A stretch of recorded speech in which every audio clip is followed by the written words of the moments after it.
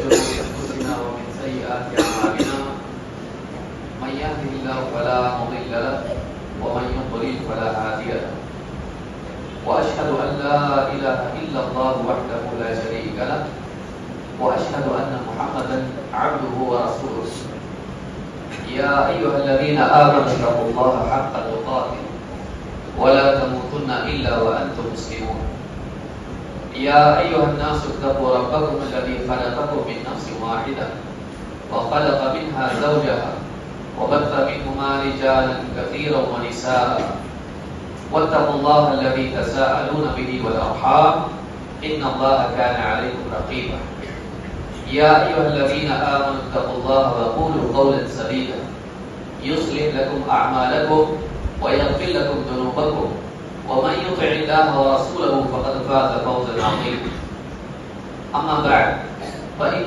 خير الحديث كتاب الله وخير الهدي هدي محمد صلى الله عليه وعلى آله وسلم وشر الأمور محدثاتها وكل محدثة بدعة وكل بدعة ضلالة وكل ضلالة في النار قال الله تبارك وتعالى اهدنا الصراط المستقيم صراط الذين أنعمت عليهم غير المغضوب عليهم ولا الضالين میرے محترم دینی بھائیوں اور قابل احترام ماں بہنوں، ایک ایسی دعا جسے اللہ رب العالمین نے ہر نماز میں ہر مسلمان کے لیے پڑھنا فرض کر دیا،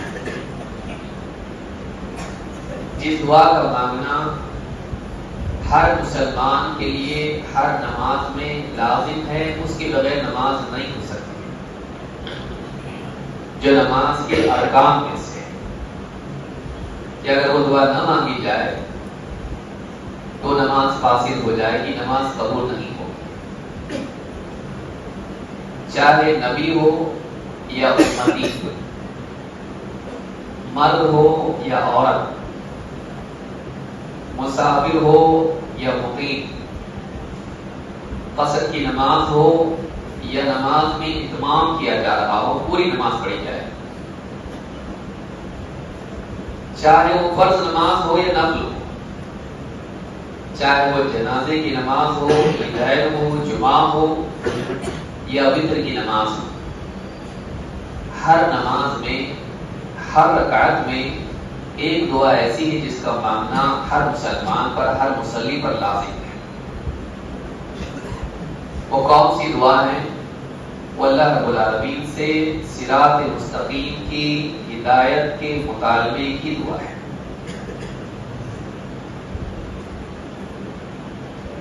اللہ تعالیٰ سے ہر رکعت میں ایک مسلمان کے لیے لازم ہے کہ وہ اللہ تعالیٰ سے مانگے کہ اے اللہ مجھے صراط مستقیم کی ہدایت عطا فرما۔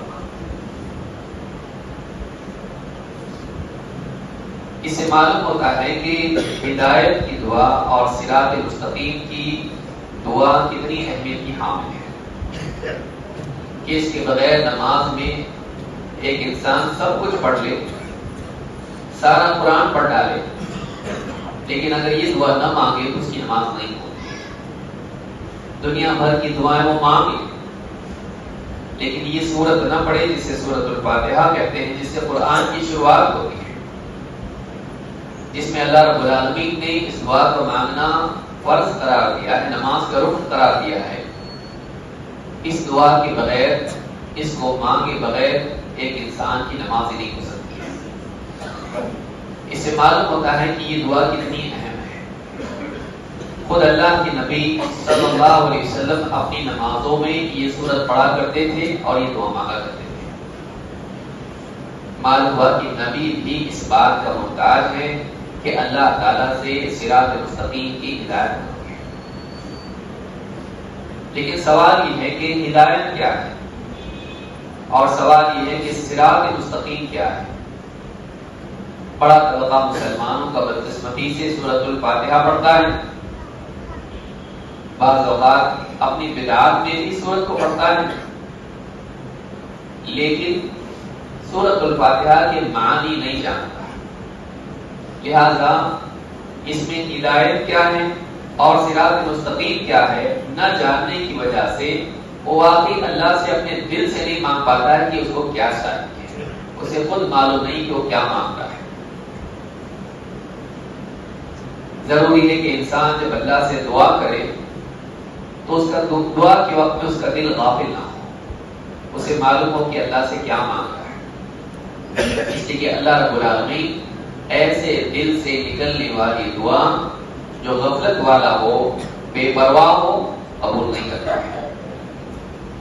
دعا کے مانگتے وقت ضروری ہے کہ ایک انسان کا دل اس دعا کو جان رہا ہو کہ وہ کیا مانگ رہا ہے، اور دعا مانگتے وقت اس کا دل اللہ کی طرف متوجہ ہو، غافل نہ ہو۔ ضروری ہے کہ ہم جانیں ہدایت کیا ہے اور صراط مستقیم کیا ہے۔ علماء نے کہا ہدایت کے 4 مراتب ہوتے ہیں۔ اہل علم کہتے ہیں کہ ہدایت یہ ہے کہ دقیق طریقے سے اللہ رب العالمین کسی بندے کو مطلوب تک پہنچائے، کسی کے مطلوب تک اس کو پہنچانے کو ہدایت کہتے ہیں، کسی کے مقصد تک اس کو پہنچانا، منزل تک پہنچانا، اس کو ہدایت کہتے ہیں۔ لیکن ہدایت کے 4 مرتبے۔ پہلا مرتبہ ساری مخلوقات کو اللہ رب العالمین نے جینے کا سلیقہ سکھایا، مچھلی کو تیرنا سکھایا، پرندوں کو اڑنا سکھایا، جانوروں کو چلنا، دوڑنا، ریگنا سکھایا۔ ہر مخلوق کو اپنے مقصد کے لیے جس کے لیے اس کو پیدا کیا گیا ہے، اللہ تعالیٰ نے اس کی فطرت میں رکھ دیا ہے کہ اس کو کیا کرنا ہے، اس کو کسی کو سکھانا نہیں پڑتا ہے۔ یہ جو رہنمائی ہے جو اللہ تعالیٰ شہد کی مکھی سے لے کے ساری مخلوقات کو دیتا ہے کہ وہ اپنی محنت کر کے پھلوں کا رس، پھولوں کا رس جمع کر کے وہ چھتے بناتی ہے، اس میں شہد جمع کرتی ہے۔ یہ کس نے اس کو سکھایا ہے؟ یہ اللہ رب العالمین نے اس کو رہنمائی دی ہے۔ یہ اللہ کی طرف سے ہدایت ہے جو ساری مخلوقات کو اور انسان کو بھی ملتی ہے۔ یہ پہلا مرتبہ ہدایت کا ہے جو فطرت میں ودیت کیا گیا ہے، اور اس میں جنت جہنم کا کوئی معاملہ جڑا ہوا نہیں ہے۔ دوسرا مرتبہ ہدایت کا یہ ہے کہ اللہ رب العالمین نبیوں کے ذریعے سے لوگوں کو سیدھا راستہ بتائے، یہ حق ہے، یہ باطل ہے، یہ صحیح ہے، یہ غلط ہے، یہ توحید ہے، یہ شرک ہے، یہ حلال ہے، یہ حرام ہے، یہ صحیح غلط۔ نبی آتے ہیں، لوگوں کو صحیح بات بتاتے ہیں اور بتاتے ہیں کہ کیا حق ہے، کیا باطل ہے، ماننے والا مانتا ہے، نہیں ماننے والا نہیں مانتا ہے۔ اس کو کہا جاتا ہے اراءۃ الطریق، یا اس کو کہتے ہیں ارشاد، رہنمائی دینا، راہ بتانا، دکھا دینا کہ یہ صحیح ہے، یہ غلط ہے۔ یہ الفاظ کی صورت میں ہوتا ہے جو انبیاء کے ذریعے سے، اللہ کی کتابوں کے ذریعے سے لوگوں کو بتا دیا جاتا ہے، اور لوگوں کے اوپر چھوڑ دیا جاتا ہے کہ وہ اس کو مانے یا نہ مانے۔ یہ دوسرا مرتبہ ہے۔ تیسرا مرتبہ یہ ہے کہ اللہ رب العالمین کسی انسان کے دل میں اس کی طلب کو دیکھ کر اس کے دل میں ہدایت کو داخل کرتے ہیں۔ جیسے پیاسے کو پانی مل جائے، اللہ رب العالمین کسی بندے کے دل میں جب طلب دیکھتا ہے تو اللہ تعالیٰ اپنی طرف سے اس کے دل میں ہدایت کی قبولیت پیدا کر دیتا ہے اور اس کے دل کو ہدایت پر جماتا ہے۔ یہ دل کا معاملہ ہے، کانوں کا نہیں۔ پہلا مرتبہ کام کرتا ہے، آنکھ کرتا کہ حق دیکھنا، حق سننا، حق تک پہنچا دینا، لیکن اب معاملہ دل کا آ گیا۔ یہ تیسرا مرتبہ ہے، اس کو کہتے ہیں توفیق۔ اسی لیے اللہ رب العالمین نے ابو طالب کے بارے میں کہا انک لا تہدی من احببت ولکن اللہ یہدی من یشاء وہو اعلم بالمہتدین۔ اے نبی، آپ جسے چاہو، آپ جسے پسند کرو اسے ہدایت دے دو، ایسا نہیں، بلکہ یہ اللہ ہے جس کو چاہتا ہے ہدایت دیتا ہے، اور وہ خوب جانتا ہے ہدایت کے مستحق کون لوگ ہیں۔ تو اللہ تعالیٰ جب کسی کے دل میں طلب دیکھتا ہے، وَيَهْدِي إِلَيْهِ مَنْ أَنَابَ، جو اللہ کی طرف پلٹتا ہے، اللہ اس کو ہدایت دیتا ہے۔ جس کے دل میں ہدایت کی طلب اور چاہت ہوتی ہے، اللہ تعالیٰ اس کو ہدایت دیتا ہے۔ یہ تیسرا مرتبہ ہے جو دل کا ہدایت کو قبول کرنا اور ہدایت پر جمنا ہے۔ چوتھا مرتبہ ہدایت کا یہ ہے کہ جب دنیا سے انسان آخرت میں جائے گا تو اللہ تعالیٰ سارے مراحل طے کر کے پل صراط پر سے گزار کے اس کو جنت میں پہنچا دے گا. یہ واقعی منزل تک پہنچنا ہے کہ اللہ تعالیٰ وہ ساری کٹھن گھاٹیاں طے کرا کے قبر کا مرحلہ، حشر کا مرحلہ، پل صراط کا مرحلہ پار کرا کے ایک انسان کو اس کی منزل اور مقصود جنت تک پہنچا دے گا. اسی لیے جنت میں جانے والے کہیں گے الحمدللہ الذی ہدانا لہذا وما كنا لنهتدی لولا ان هدانا اللہ.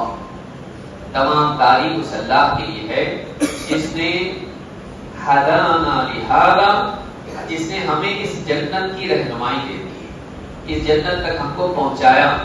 وما كنا لنهتدی لولا ان هدانا اللہ. اگر اللہ ہم کو ہدایت نہیں دیتا تو ہمیں ہدایت نصیب نہ ہوتی. جنت میں پہنچنا یہ آخری مرتبہ اور مرحلہ ہے ہدایت کا. تو انسان کا، مخلوقات کا اپنی فطرت کے مطابق پیدا ہونا پہلا مرتبہ ہے. حق کا کانوں تک، آنکھوں تک پہنچنا یہ دوسرا مرحلہ ہے. تیسرا دل میں ہدایت کا داخل ہونا، دل کا اس پر جمنا. اور چار انسان کا اس ہدایت پر جمے رہنا اور صراط مستقیم پر چلتے رہنا یہاں تک کہ خاتمہ حق پر ہو، خیر پر ہو، ایمان پر ہو، توحید پر ہو، ہدایت پر ہو. اور پھر اس کے بعد انسان آخرت میں اللہ کی توفیق سے وہ سارے مراحل طے کر کے جنت میں پہنچ گئے. یہ چار مرحلے ہیں جو اہل علم نے اپنی کتابوں میں ذکر کیے. اس کو جاننا ضروری ہے. ہم مانگتے اللہ سے ہدایت دے اللہ. ہدایت ہے کیا چیز؟ یہ ہدایت ہے. تو یہ چار مرتبے ہدایت کے ہیں. لیکن آپ نے دیکھا کہ اللہ تعالیٰ سارے مراحل طے کر کے پل صراط جو آخری حصہ ہے ان تمام مراحل کا، اس صراط پر سے گزار کے جنت میں پہنچاتا ہے. معلوم ہوا کہ آخر میں بھی ایک صراط آنے والی ہے. دنیا میں جو انسان صراط مستقیم پر جمع، وہ انسان آخرت میں پل صراط پر سے آسانی سے گزر جائے گا. جو آدمی دنیا میں صراط مستقیم سے بھٹک گیا وہ آخرت میں پل صراط پر بھی ٹک نہیں پائے گا، وہاں سے پھسل کر جہنم میں گر جائے گا. لہذا وہاں جمنے کے لیے ضروری ہے کہ انسان یہاں جمے. لیکن سوال یہ ہوتا ہے، پیدا ہوتا ہے کہ صراط کیا ہے اور صراط مستقیم کیا ہے. صراط عربی زبان میں راستے کو کہتے ہیں، چوڑے راستے کو، کشادہ راستے کو. جیسے ہمارے یہاں پر اس کو ہائی وے کہا جاتا ہے. صراط مستقیم سیدھا راستہ. اہدنا الصراط المستقیم، اے اللہ ہمیں صراط مستقیم کی ہدایت دے. یہ جو دعا ہے یہ ہر مسلمان کے لیے ہر نماز میں مانگنا ضروری ہے. تو اس آیت سے یہ بات معلوم ہوئی کہ ہمیں اللہ تعالیٰ سے ہدایت مانگنا چاہیے. ظاہر بات ہے کہ جب اللہ نے کسی چیز کے مانگنے کا حکم دیا ہے تو اس کی اہمیت بھی واضح ہے اور یہ بات بھی واضح ہے کہ وہ چیز اللہ دیتا ہے، اللہ کی طرف سے وہ دی جاتی ہے. یہی وجہ ہے کہ نبی کو بھی اس بات کا حکم ہے کہ جب امامت کرے نبی کریم صلی اللہ علیہ وسلم، چاہے وہ جماعت کی نماز پڑھا رہے ہوں یا اپنی انتہائی رات کے آخری حصے میں تہجد کی نماز پڑھ رہے ہوں تنہائی میں، اس میں بھی آپ اللہ تعالیٰ سے دعا کرتے تھے اہدنا الصراط المستقیم. صراط مستقیم کا انتہا کیا ہے، مقصود کیا ہے؟ اللہ تک پہنچنا. ایک انسان دنیا میں اللہ رب العالمین نے اس کو رکھا ہے مخلوقات کے درمیان، فتنوں اور آزمائشوں کے درمیان. آدمی اللہ تعالیٰ کو بھول جاتا ہے. ساری چیزوں میں سب سے بڑی چیز یہ ہے کہ ایک انسان اللہ کو یاد رکھے، اللہ کو پائے. اسی لیے اللہ نے فرمایا وَلَذِكْرُ اللَّهِ أَكْبَرُ. اللہ کا ذکر، اللہ کی یاد سب سے بڑی چیز ہے. دنیا میں اللہ کو یاد رکھنا اور اللہ کو اپنا مقصود بنانا، اللہ تک پہنچنے کی طرف دل میں ہونا، یہ بنیادی چیز ہے. صراط مستقیم کا منتہا کیا ہے؟ آپ دیکھیے کتنی آیتیں قرآن کریم میں جن سے معلوم ہوتا ہے کہ صراط مستقیم اللہ تک لے جاتی ہے. ان ربی علی صراط مستقیم. حضرت ہود علیہ السلام نے کہا میرا رب صراط مستقیم پر ہے. ان ربی علی صراط مستقیم، میرا رب صراط مستقیم پر ہے، یعنی تم صراط مستقیم پر چل کر ہی رب تک پہنچ سکتے ہو، کوئی اور راستہ اس تک لے جانے والا نہیں ہے۔ معلوم ہوا کہ اللہ تک پہنچنا ہے تو ایک انسان کے لیے ضروری ہے کہ وہ صراط مستقیم کی پیروی کرے۔ لہذا لوگوں کا یہ کہنا اللہ تک پہنچنے کے کئی راستے ہیں، کسی بھی راستے پر چل کر اس تک پہنچ سکتے ہیں، سارے راستے اس تک لے جاتے ہیں، صحیح نہیں ہے۔ ایک ہی راستہ اللہ تک لے جاتا ہے، وہ صراط مستقیم ہے۔ قال هذا علی صراط، قال هذا صراط علی مستقیم، قرآن کریم میں اللہ نے فرمایا یہ صراط مستقیم ہے جو مجھ تک لے جاتی ہے، یہ صراط مستقیم ہے جو اللہ تک پہنچاتی ہے، اور کوئی راستہ اللہ تک نہیں پہنچاتا ہے۔ معلوم ہے کہ مومن کا مقصود اللہ ہونا چاہیے، لیکن اللہ تک پہنچنے کے لیے کئی راستے نہیں، اللہ تک پہنچنے کے لیے ایک ہی راستہ ہے۔ وہ کون سا راستہ ہے؟ صراط مستقیم۔ لیکن مسئلہ یہ ہے کہ صراط مستقیم جہاں اللہ تک لے جاتی ہے، وہی ایک بات یہ بھی ہے کہ اسی راستے پر شیطان بھی بیٹھا ہوا ہے۔ اللہ رب العالمین نے جب سارے فرشتوں کو حکم دیا کہ آدم علیہ السلام کو سجدہ کریں، ابلیس نے نہیں کیا، اور اس وقت میں جو مکالمہ، جو بات اللہ سے ہوئی، اس نے قسم کھا کے کہا، قال فبما اغويتني لاقعدن لهم صراطك المستقيم۔ ابلیس نے کہا اے میرے رب، جب تو نے مجھے راہ سے بھٹکا ہی دیا ہے، مجھے توفیق سے محروم کر ہی دیا ہے، تو میں کیا کروں گا؟ قال فبما اغويتني لاقعدن لهم صراطك المستقيم، میں تیرے بندوں کو بھٹکانے کے لیے صراط مستقیم پر بیٹھوں گا۔ ثم لآتینہم من بین ایدیہم ومن خلفہم وعن ایمانہم وعن شمائلہم ولا تجد اکثرہم شاکرین۔ پھر میں ان کے سامنے سے آؤں گا، ان کے پیچھے سے آؤں گا، ان کے دائیں سے آؤں گا، ان کے بائیں سے آؤں گا، اور تو ان میں سے اکثر کو شکر گزار نہیں پائے گا۔ جہاں یہ بات معلوم ہوئی کہ صراط مستقیم اللہ تک لے جاتی ہے، اس میں یہ بات بھی سامنے آئی کہ صراط مستقیم پر شیطان بھی بیٹھا ہوا ہے ہمارے بھٹکانے کے لیے۔ اس لیے ایک بار راستہ مل جانے کے بعد بے فکر ہو جانا نادانی ہے۔ کیوں؟ اس لیے کہ اسی راستے پر شیطان بھی بیٹھا ہوا ہے۔ لَأَقْعُدَنَّ لَهُمْ صِرَاطَكَ الْمُسْتَقِيمَ، میں تیری سیدھی راہ پر بیٹھا رہوں گا تیرے بندوں کو بھٹکانے کے لیے۔ اس سے گزر کے ہم کو جانا ہے، اس سے بچ نہیں سکتے ہیں، اس سے سابقہ پیش آنے والا ہے، قیامت تک رہے گا، موت تک رہے گا۔ اور ثُمَّ لَآتِيَنَّهُم مِّن بَيْنِ أَيْدِيهِمْ، میں ان کے سامنے سے آؤں گا، میں ان کے سامنے سے آؤں گا، آخرت کے بارے میں انہیں شک میں مبتلا کروں گا جو سامنے آنے والی ہے۔ وَمِن خَلْفِهِمْ، اور ان کے پیچھے سے دنیا جو چھوٹنے والی ہے، دنیا کو مزین کر کے پیش کرے گا اور دنیا میں دل لگائے گا اور آخرت سے غافل کرے گا۔ آخرت جو سامنے ہے، آنے والی ہے، اس کے بارے میں شک پیدا کرے گا۔ ابن عباس رضی اللہ تعالیٰ عنہ فرماتے ہیں آگے سے آئے گا آخرت کے بارے میں شک میں ڈالے گا، پیچھے سے آئے گا دنیا میں انسان کو مصروف کرنے کی کوشش کرے گا اللہ کو آخرت کو بلانے کے لیے۔ وَعَنْ أَيْمَانِهِمْ، دائیں سے آئے گا، نیکیوں کے راستے سے آئے گا، نیکیوں میں انسان کو غلو کروائے گا، نیکیوں کے بارے میں غفلت پیدا کرے گا۔ اور ان کے بائیں سے آؤں گا، یعنی انہیں گناہ اور برائیاں اور لذتیں خوشنما کر کے دکھاؤں گا تاکہ اس میں کھو کے اللہ تعالیٰ کو ناراض کرے۔ بڑا مسئلہ ہے، اس راستے پر شیطان بھی ہے، اس سے بچنا ہمارے لیے ضروری۔ اور کہا وَلَا تَجِدُ أَكْثَرَهُمْ شَاكِرِينَ، تو ان میں سے اکثر کو شکر گزار نہیں پائے گا۔ نعمت اللہ کی لیں گے لیکن سر پیشانی کسی اور کے آگے جھکائیں گے، نعمت اللہ کی لیں گے لیکن مانگنے کی ہاتھ کسی اور کی طرف پھیلائیں گے۔ شکر کیا ہے؟ اللہ کی نعمت اللہ کی مرضیات کے مطابق استعمال کرنا۔ نعمت اللہ کی لیں گے، شکر کسی اور کا ادا کریں گے، کسی اور کا نام لیں گے، فلاں نہیں ہوتے تو نہیں ہوتا، فلاں نے ایسا کیا تو ہوا، لے گا اللہ سے لیکن نام کسی اور کا لے گا، انتساب کسی اور کی طرف کرے گا۔ وَلَا تَجِدُ أَكْثَرَهُمْ شَاكِرِينَ، اکثروں کو تو اس میں سے شکر گزار نہیں پائے گا۔ معلومات کی بڑا مسئلہ ہے، شیطان سے ہم کو گزر کے جاتا ہے۔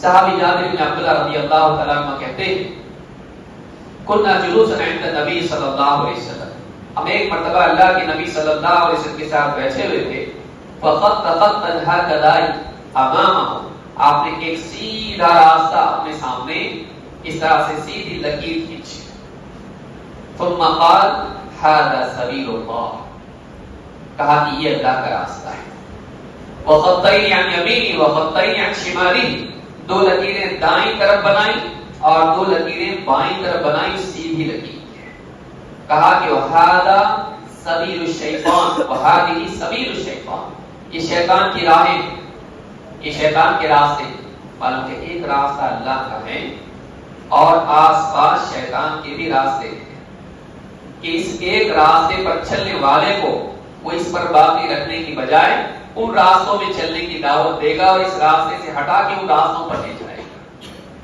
سیدھی راہ کھینچی اور دائیں دو بائیں دو راستے بنا کر کہا یہ شیطان کے راستے ہیں۔ پھر آپ نے ثم وضع يمينه على الاوسط الخط الاوسط، درمیانی راستے پر آپ نے انگلی رکھی، اپنا ہاتھ رکھا اور پھر آپ نے آیت ثم قرأ ثم تلا هذه الآية، پھر آیت پڑھی وَأَنَّ هَذَا صِرَاطِي مُسْتَقِيمًا فَاتَّبِعُوهُ وَلَا تَتَّبِعُوا السُّبُلَ فَتَفَرَّقَ بِكُمْ عَنْ سَبِيلِهِ ذَلِكُمْ وَصَّاكُمْ بِهِ لَعَلَّكُمْ تَتَّقُونَ۔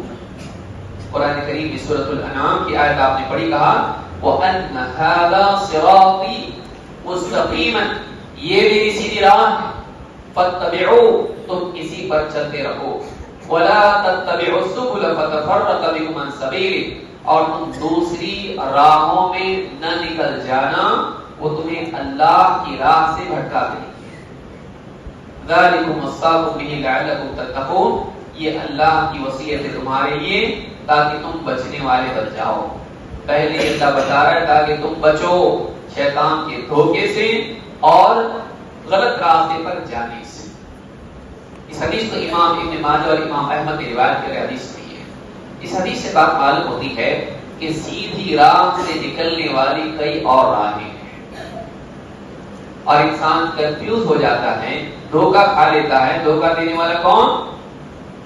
ان الشیطان لکم عدو فاتخذوہ عدوا، شیطان تمہارا کھلا دشمن ہے، تو اسے دشمن ہی بنائے رکھو۔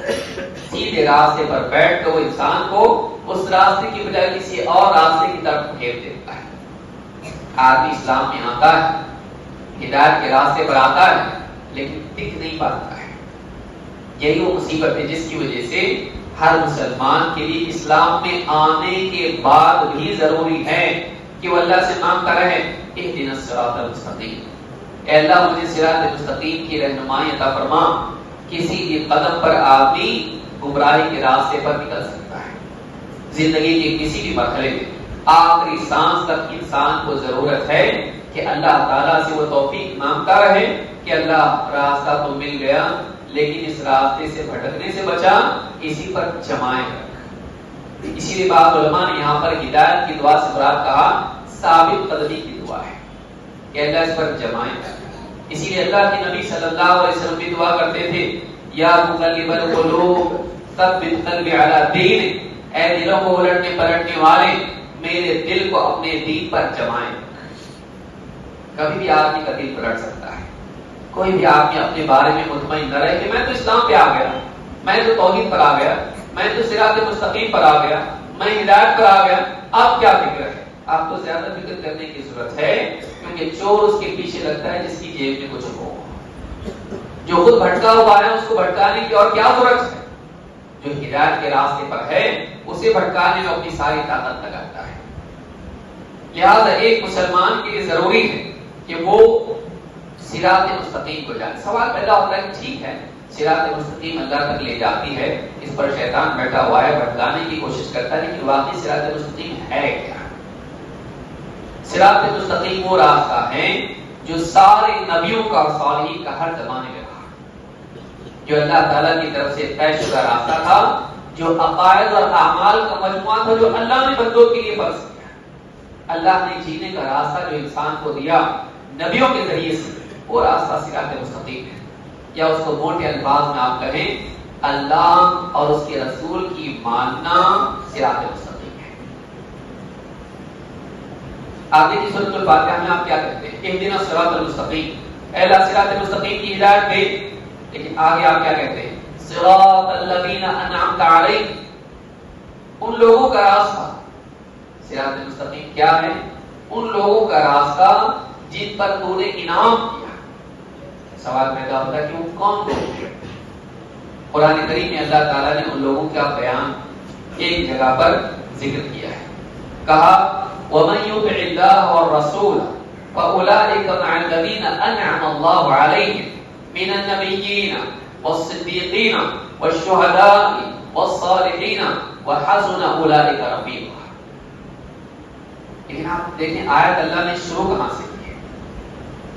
اللہ نے فرمایا وَمَن يُطِعِ اللَّهَ وَالرَّسُولَ، جو اللہ کی فرما برداری کریں اور اس کے رسول محمد عربی صلی اللہ علیہ وسلم کی فرما برداری کریں، فَأُولَٰئِكَ مَعَ الَّذِينَ أَنْعَمَ اللَّهُ عَلَيْهِمْ، تو اللہ اور اس کے رسول کی فرما برداری کرنے والا ان لوگوں کے ساتھ ہوگا جن پر اللہ نے انعام کیا۔ کون لوگ ہیں؟ من النبیین، انبیاء ہیں، والصدیقین، صدیق ہیں، والشہداء، شہید ہیں، والصالحین، اور نیک لوگ ہیں، صالح، وحسن اولئک رفیقا، اور صحبت کے اعتبار سے، رفاقت کے اعتبار سے کیسے اچھے لوگ ہیں۔ معلوم ہے کہ آخرت میں ان لوگوں کی رفاقت، نبیوں کی، صدیقین کی، شہداء کی، صالحین کی رفاقت انسان کو نصیب ہوگی اگر اللہ تعالیٰ اس پر انعام کرے۔ یہ وہ لوگ ہیں جن پر انعام ہوا ہے، لیکن ان کی صحبت اور رفاقت کس کو ملے گی؟ دو کام کرتے ہیں، ایک اللہ کی فرما برداری، دو اس کے رسول صلی اللہ علیہ وسلم کی فرما برداری۔ جس کی زندگی میں قال اللہ قال رسول اللہ کی تابعداری ہو، ایسا انسان آخرت میں انعام یافتہ لوگوں کے ساتھ ہو جائے گا۔ معلوم ہے کہ صراط مستقیم اللہ اور اس کے رسول کی ماننے کا نام ہے، یہاں سے وہ شروع ہوتی ہے۔ آپ اس وقت تک کے سیدھے راستے پر نہیں آتا ہے جب تک کہ اللہ اور اس کے رسول کا حکم اس کی زندگی میں نہ ہے۔ کہ کیا صحیح ہے کیا غلط ہے اپنی عقل سے طے کرے گا، سماج کے رواج سے طے کرے گا، باپ دادا کے طور طریقوں سے طے کرے گا، یا کسی ایک آدمی کی بات مان لے آنکھ بند کر کے پھر طے کرے گا؟ حق کیا ہے، ہدایت کیا ہے، صراط مستقیم کیا ہے، معلوم کیسے پڑے گا؟ اللہ تعالیٰ نے اپنے نبی کو بھیجا تاکہ اللہ کا حکم اور رسول کا طریقہ ہم کو سکھایا جائے۔ یہ صراط مستقیم ہے، اس پر خود نبی کریم صلی اللہ علیہ وسلم چلے۔ اللہ اور اس کے رسول کی فرما برداری صراط مستقیم ہے۔ لیکن ساتھ میں ایک اور چیز ضروری ہے، وہ یہ کہ اللہ اور اس کے رسول کی فرما برداری سلف کے طریقے پر ہو۔ جو اس امت کا سب سے پہلا طبقہ صحابہ، اس امت کے سب سے پہلے اہل ایمان، انہوں نے جس کو دین سمجھا وہ دین، جو ان کی زندگی میں دین کے طور پر نہیں تھا وہ دین نہیں۔ وہ نبی کے ساتھ صراط مستقیم پر چلے۔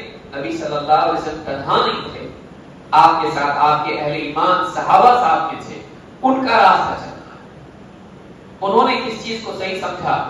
کیا انہوں نے نبی صلی اللہ علیہ وسلم کی پیدائش کا دن منایا؟ کیا انہوں نے قبروں پر عمارتیں تعمیر کی؟ کیا انہوں نے قبروں سے اپنی حاجات طلب کی؟ کیا انہوں نے انبیاء کو، اولیاء کو پکارا، شہداء کو پکارا؟ ان کی زندگی میں دیکھا جائے کہ وہ کیا مانگتے تھے۔ اسی لیے اللہ رب العالمین نے قرآن کریم میں صراط مستقیم کے بارے میں ذکر کیا تو ان کا بھی ذکر کیا۔ اللہ نے فرمایا وَمَن يُشَاقِقِ الرَّسُولَ مِن بَعْدِ مَا تَبَيَّنَ لَهُ الْهُدَى وَيَتَّبِعْ غَيْرَ سَبِيلِ الْمُؤْمِنِينَ نُوَلِّهِ مَا تَوَلَّى وَنُصْلِهِ جَهَنَّمَ وَسَاءَتْ مَصِيرًا۔ جو کوئی رسول کی مخالفت کرے ہدایت کے واضح ہو جانے کے بعد، وَمَن يُشَاقِقِ الرَّسُولَ، کون بدقسمت ہوگا، کون بدبخت ہوگا جو رسول اکرم صلی اللہ علیہ وسلم کی مخالفت کرے۔ یشاقق الرسول کا مطلب ہے رسول کی جانب کے مخالف جانب اپنا ہے۔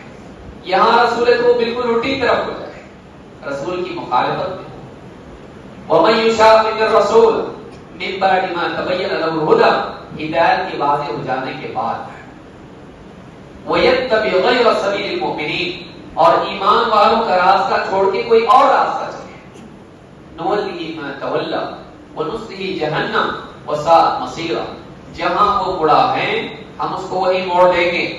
گمراہی کو چنا ہے، گمراہی آسان ہو جائے گی، غلط صحیح دکھائی دینے لگے گا کیونکہ چنا غلط کو ہے. یہ سزا ہے دنیا کی. نُوَلِّهِ مَا تَوَلَّىٰ وَنُصْلِهِ جَهَنَّمَ، اور اس کو ہم جہنم کے آگ میں پہنچا دیں گے. وَسَاءَتْ مَصِيرًا، اور بہت برا ٹھکانہ ہے. یہاں آپ دیکھیں گے کہ دنیا میں گمراہی اور آخرت میں جہنم کن دو غلطیوں پر مل رہی ہے.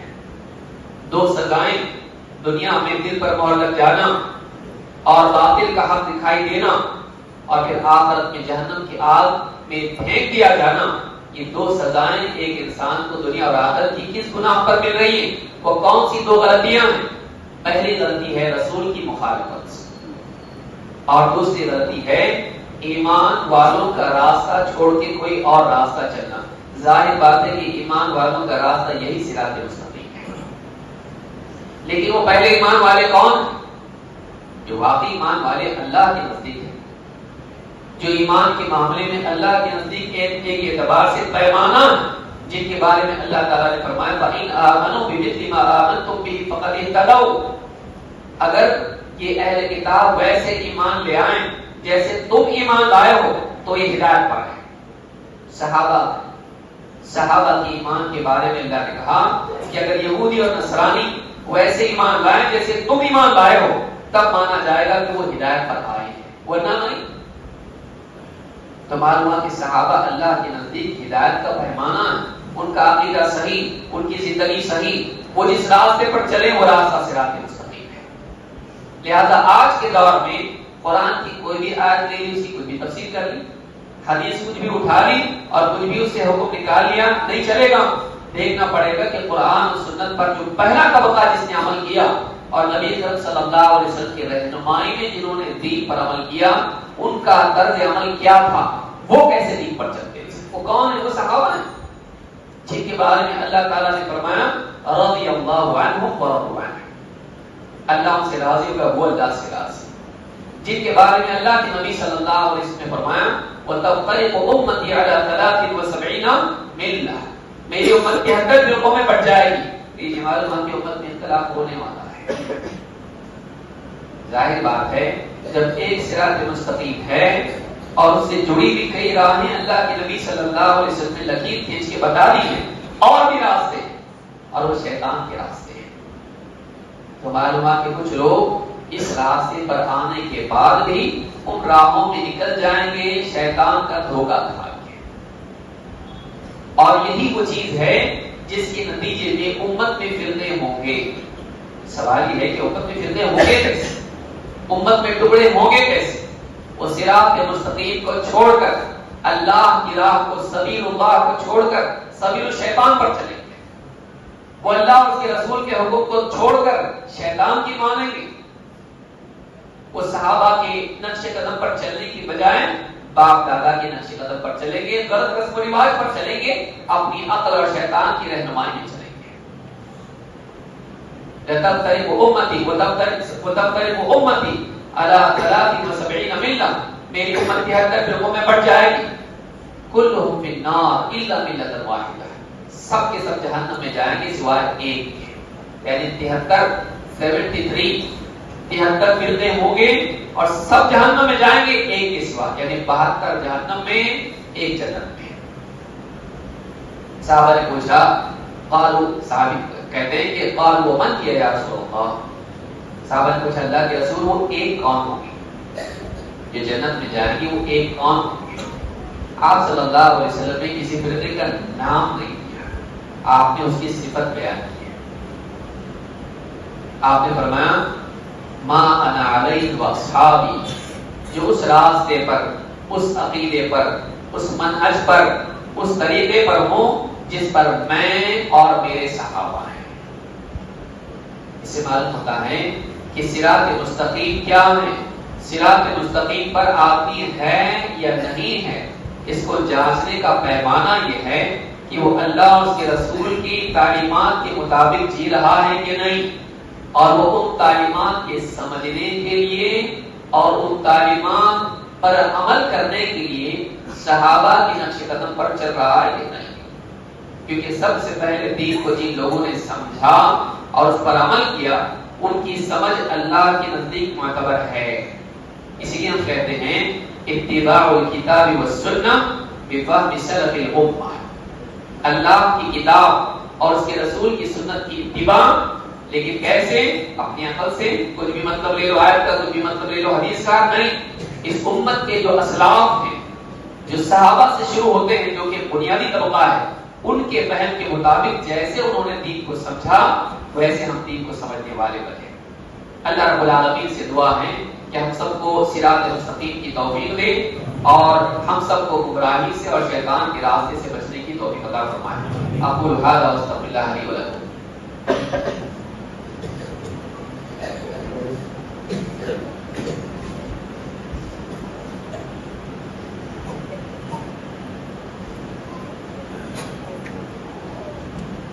الحمد للہ رب العالمین والصلاة والسلام علی سید الانبیاء والمرسلین نبینا محمد وعلی آلہ وصحبہ اجمعین. اما بعد، پہلے خطبے میں آپ نے سنا ہدایت کیا ہے، صراط مستقیم کیا ہے.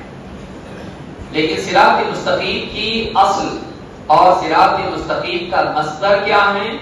کتاب و سنت اور سلف کا فہم. اس سے انحراف، اس سے مڑنا انسان کو گمراہی میں لے جاتا ہے اور 72 فرقوں میں سے کسی ایک کی سے بنا دیتا ہے. جو انسان دین کو کتاب و سنت سے نہ لے اور صحابہ کے منہج کے مطابق نہ سمجھے، ایسے آدمی کے لیے یقینی ہو جاتا ہے کہ وہ پھر شیطان کی رہنمائی میں چلے گا، نفس کے بتائے ہوئے راستے پر چلے گا اور پھر ان راستوں میں سے کسی ایک راستے پر نکل جائے گا. لیکن واقعی تعمیل کے اعتبار سے اور دین کی بنیاد کے اعتبار سے صراط مستقیم کیا ہے؟ کیا چیز ہے جو انسان کو صراط مستقیم والا بناتی ہے؟ یہ دو چیزیں ہیں جو دین کی اصل ہے. اور ایک انسان جب اسلام میں صراط مستقیم پر آتا ہے تو اس سے اس کا اقرار کرایا جاتا ہے. جب ایک آدمی اسلام میں داخل ہوتا ہے تو اسے کہلوایا جاتا ہے. کیا کہلوایا جاتا ہے؟ اشہد ان لا الہ الا اللہ واشہد ان محمدا عبدہ ورسولہ، یا واشہد ان محمدا رسول اللہ. میں اس بات کی گواہی دیتا ہوں کہ اللہ کے سوا کوئی عبادت کے لائق نہیں، اور میں اس بات کی گواہی دیتا ہوں کہ محمد صلی اللہ علیہ وسلم اللہ کے بندے اور اس کے رسول ہیں. یہ دو باتیں ہیں جو سارے دین کو سمیٹ دیتی ہیں. جس کی زندگی میں یہ دو چیزیں ہیں وہ صراط مستقیم پر ہے. جس کی زندگی میں دو چیزیں نہیں ہیں وہ صراط مستقیم پر نہیں ہے. جس کی زندگی میں دو چیزیں ہیں، کیا؟ توحید عبادت ایک، اور دو اتباع سنت. جس کی زندگی میں عقیدے کی سطح پر توحید عبادت ہے اور عمل کی سطح پر اتباع سنت ہے، ان دونوں کو اگر جمع کر لیا جائے تب جا کر یہ صراط مستقیم ہوتا ہے. مثال کے طور پر آپ دیکھیے عیسیٰ علیہ السلام نے جب دعوت دی تو کیا کہا؟ ان اللہ ربی وربکم فاعبدوہ ھذا صراط مستقیم. آپ غور کریں، سارے نبیوں کا راستہ صراط مستقیم تھا، لیکن صراط مستقیم واقعی کیا ہے؟ عیسیٰ علیہ السلام اپنی قوم سے کہہ رہے ہیں ان اللہ ربی وربکم فاعبدوہ، میرا رب بھی اللہ ہے اور تمہارا رب بھی اللہ ہے، تو تم اسی کی عبادت کرو. ھذا صراط مستقیم، یہ صراط مستقیم ہے. اس سے معلوم ہوتا ہے کہ صراط مستقیم یہ ہے کہ انسان اللہ کے سوا کسی اور کو رب نہ مانے اور اللہ کے سوا کسی اور کی عبادت نہ کرے. اگر یہ اس کی زندگی میں ہے تو وہ صراط مستقیم پر ہے. یہ قرآن کریم میں اللہ نے ذکر کیا ہے ان اللہ ربی وربکم. اب کہہ کون رہا ہے؟ جس کو لوگوں نے معبود بنا دیا، جس کو اللہ کا بیٹا بنا دیا. کہ ایک انسان اللہ کو رب مانے، اللہ کو معبود مانے، یہ مقام کسی اور کو نہ دے. رب مانے اللہ کو، یعنی اولاد اللہ سے مانگے، رزق کی برکت اللہ سے مانگے، یہ عقیدہ رکھے کہ اللہ ہی سب کچھ عطا کرنے والا ہے، کسی کے دینے سے نہیں ملتا ہے، اللہ کے دینے سے ملتا ہے. وہ خالق ہے، مالک ہے، پوری کائنات کا نظام چلاتا ہے، اس کے ہاتھ میں سارا اختیار ہے. اگر یہ نہیں مانتا ہے فلاں بزرگ کے ہاتھ میں اختیار ہے، فلاں اولاد دیتے ہیں، فلاں رزق میں برکت دیتے ہیں، فلاں شفا دیتے ہیں، اگر یہ مانتا ہے تو اس نے ربوبیت میں اللہ کے ساتھ کسی اور کو شریک کر لیا، صراط مستقیم سے بھٹک گیا۔ اسی طرح سے عبادت اللہ کی ہونی چاہیے، دعا کریں عبادت ہے، اللہ سے دعا کریں، جانور ذبح کریں یہ بھی عبادت ہے، اللہ کے نام سے اللہ کی رضا کے لیے ذبح کریں، سجدہ کریں اللہ کو، نظر نیاز کریں اللہ کے نام کی۔ اگر عبادات اللہ کے سوا کسی اور کے لیے کرتا ہے، یہ عبادتی اعمال اللہ کی بجائے قبروں، بتوں یا کسی اور کے لیے کرتا ہے، یہ آپ ہی اس نے اللہ کے سوا معبود کا مقام کسی اور کو دے دیا۔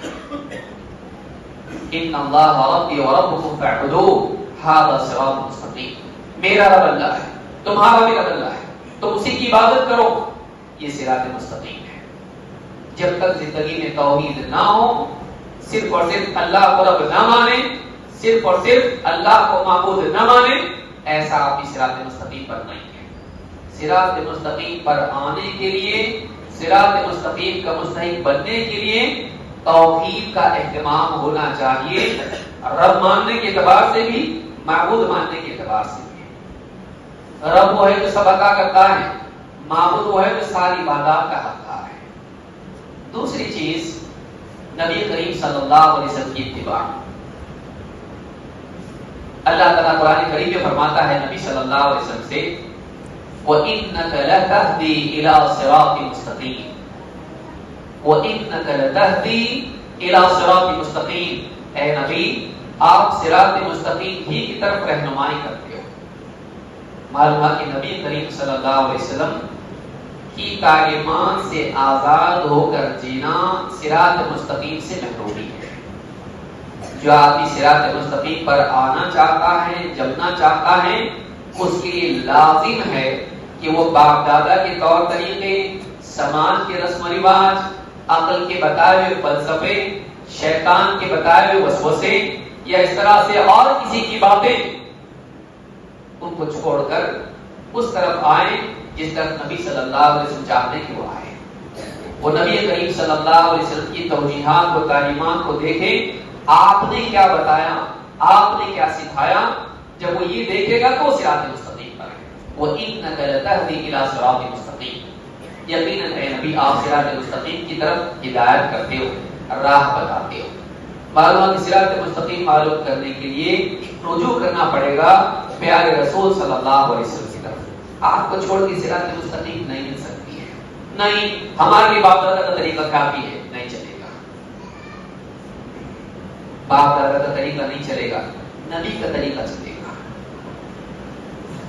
نبی صلی اللہ علیہ وسلم کے مقابلے میں دوسرے نبی کا بھی طریقہ نہیں چلے گا۔ صحابی کہتے ہیں ایک مرتبہ عمر بن خطاب رضی اللہ تعالیٰ نبی کریم صلی اللہ علیہ وسلم کے سامنے تورات کا نسخہ لے کر آئے اور پڑھنا شروع کیا۔ تورات وہ کتاب ہے جو موسیٰ علیہ السلام کو دی گئی تھی۔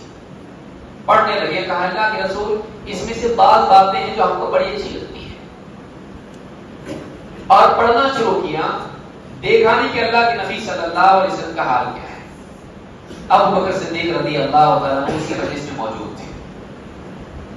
اللہ کے نبی صلی اللہ علیہ وسلم کے سامنے جب حضرت عمر نے تورات سے پڑھنا شروع کیا تو رسول اکرم صلی اللہ علیہ وسلم کا چہرہ غصے سے سرخ ہونے لگا، غصہ ہو گئے۔ لیکن حضرت عمر کو معلوم نہیں کیا ہوگا کیونکہ ان کی نگاہ کتاب میں ہے۔ ابو بکر صدیق رضی اللہ تعالیٰ نے کہا تقلت کالتواب، تجھے گم کرنے والیاں گم کر دیں، کیا تو دیکھتا نہیں اللہ کے نبی صلی اللہ علیہ وسلم کے چہرے کی طرف کہ آپ ناراض ہو رہے ہیں؟ حضرت عمر رضی اللہ عنہ نے فوراً دیکھا تو پایا کہ اللہ کے رسول صلی اللہ علیہ وسلم کا چہرہ غصے سے سرخ ہو گیا ہے۔ کہا میں اللہ کے غصے سے، اللہ کے رسول صلی اللہ علیہ وسلم کی ناراضگی سے اللہ کی پناہ مانگتا، اللہ بچائے، میں اللہ کو ناراض کروں، رسول کو ناراض کر دوں، اس سے اللہ مجھے بچائے۔ ہم اللہ کے رب ہونے پر، اسلام کے دین ہونے پر اور محمد صلی اللہ علیہ وسلم کے نبی اور رسول ہونے پر راضی ہو گئے۔ اللہ کے نبی صلی اللہ علیہ وسلم نے فرمایا لو بدا لکم موسیٰ فاتبعتموه وتركتموني لضللتم عن سواء السبيل ولو كان حيا وادرك نبوتي لاتبعني. یہ جملہ یاد رکھنے کا ہے. لو بدا لكم موسى فاتبعتموه، اگر آج موسیٰ علیہ السلام ظاہر ہو جاتے، نبی ہیں جن سے اللہ نے کلام کیا، وکلم اللہ موسیٰ تکلیما، اللہ نے موسیٰ علیہ السلام سے براہ راست کلام کیا. لو بدا لكم موسیٰ، اگر آج موسیٰ علیہ السلام ظاہر ہو جاتے، فاتبعتموه، اور تم ان کی اتباع کرنے لگ جاتے، وترکتمونی، اور مجھے چھوڑ دیتے، لضللتم عن سواء السبیل، تو تم سیدھے راستے سے، صراط مستقیم سے بھٹک جاتے ہیں. وَلَوْ كَانَ حَيًّا، اور اگر موسیٰ علیہ السلام بھی آج زندہ ہوتے، وَأَدْرَكَ نُبُوَّتِي، اور میری نبوت پاتے، لَاتَّبَعَنِي، وہ بھی میری اتباع کرتے، وہ بھی میرے پیچھے چلتے، وہ بھی میری سنت کی پیروی کرتے. اس حدیث سے کیا معلوم ہوا؟ اس حدیث سے معلوم یہ ہوا کہ اگر پیارے رسول صلی اللہ علیہ وسلم کا طریقہ چھوڑ کر ہم اللہ کی کسی اور رسول کا طریقہ بھی اپنائیں جو اللہ کی طرف سے طے ہوا تھا، تب بھی آدمی گمراہ ہے. لَضَلَلْتُمْ عَنْ سَوَاءِ السَّبِيلِ، تم سیدھے راستے سے بھٹک جاتے ہیں. رسول کے مقابلے میں پچھلے رسول کا بھی طریقہ نہیں چلے گا. بتائیے رسول کے مقابلے میں جب رسول کا طریقہ نہیں چلے گا، غیر رسول کا کیسے چلے گا؟ محمد صلی اللہ علیہ وسلم کی سنت کو چھوڑ کر ہم سماج کی رسم و رواج، باپ دادا کا طریقہ، پیر صاحب کا طریقہ، فلانے عالم کا فتویٰ، فلانے کی بات، ہمارے خاندان کا طریقہ، میرے دل کی بات، اللہ کے نبی صلی اللہ علیہ وسلم کے مقابلے میں کچھ بھی نہیں چلے گا. جب موسیٰ علیہ السلام کا طریقہ نہیں چلے گا تو باقی کس کا چل سکتا ہے؟ جس کو اللہ نے طے کیا، جس کو اللہ نے رسول بنا کر بھیجا، کتاب نازل کی، جس کے لیے اتنی ساری مدد کی، جس کے لیے دریا میں راستہ بنا، اس کے راستے میں چل کے بھی تم ہدایت پر نہیں رہو گے. اب میرا راستہ ہے، کسی اور کا نہیں. لَضَلَلْتُمْ عَنْ سَوَاءِ السَّبِيلِ، اور اگر وہ بھی ہوتے، ان کے لیے بھی ضروری ہوتا کہ میری سنت پر چلتے ہیں، میرے راستے پر چلتے ہیں. یہ صراط مستقیم ہے. معلوم ہوا کہ صراط مستقیم دو چیزوں میں منحصر ہے. ایک اللہ کی توحید کا اہتمام، دو پیارے رسول صلی اللہ علیہ وسلم کی سنت کا اہتمام. آپ کے بتائے ہوئے طریقے پر چلنا اگر اس زندگی میں نہیں ہے تو آپ اس صراط مستقیم پر نہیں ہیں. اللہ رب العالمین ہم سب کو صراط مستقیم کے سمجھنے اور اس کے بارے میں حاصل کرنے کی توفیق عطا فرمائے. موت تک ہم کو دین پر جمائے رکھے، اسلام پر جینے کی اور ایمان پر مرنے کی توفیق عطا فرمائے. اے اللہ مسلمانوں کی مدد فرما، دنیا میں جتنے بھی مسلمان پریشان ہیں ان سب کی مدد فرما. جو بھی مسلمان جن ملکوں میں بھی تکلیف میں ہیں، اے اللہ ان کے مسائل کو حل فرما، ان کی جان مال کی عزت آبرو کی حفاظت فرما.